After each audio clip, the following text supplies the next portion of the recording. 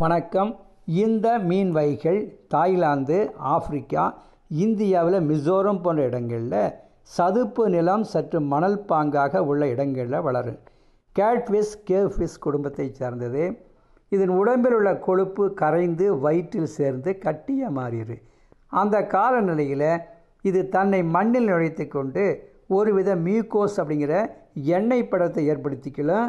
அது oil packet போல் அது மாறிக்கு.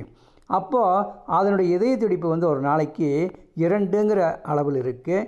இப்படி கோடைக்காலம் முழுவதும் அது இருக்குது.